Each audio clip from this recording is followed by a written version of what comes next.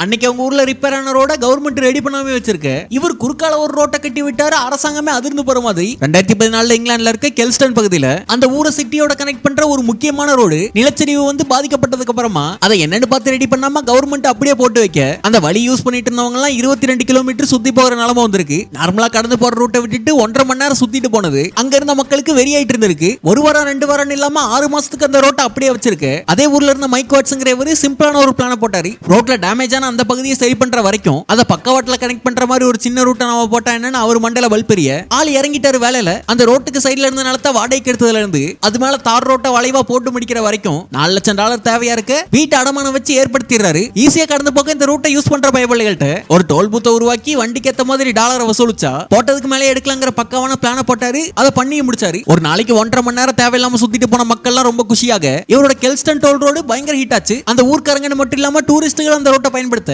ஒரு நாளைக்கு ஆயிரக்கணக்கான கார்கள் வரதும் போறதும் இருந்திருக்கு. மைக் வாட்ஸுக்கு பயங்கர மகிழ்ச்சி. அந்த ஊரோட உள்ளூர் நிர்வாகம் இதுல கடுப்பானாலும் இவர் கவர்மெண்டோட ரூல்ஸ் எதையும் மீறலங்கிறதுனால அவங்களால ஒண்ணுமே பண்ண முடியல. ஒன்னே ஒண்ண தவிர சரியா மைக்கு போட்ட பணத்தை எடுக்கிறதுக்கு $10,000 மிச்சம் இருக்கும் போதே படப்படன்னு அந்த உடஞ்சிருந்த ரோட்டை ரெடி பண்ணிட்டாங்க அந்த ஊர் அதிகாரிகள். என்னதான் அவருக்கு கொஞ்சம் லாஸ் ஆயிருந்தாலும் ஊர் மக்களோட பிரச்சனையை கொஞ்ச நாளைக்கு தீக்க முடிஞ்சதுனாலையும் இந்த ரோடு மூலமா பல புது நண்பர்கள் கிடைச்சதுனாலையும் ஹாப்பி தான் பேட்டி கொடுத்தாரு மைக்கு.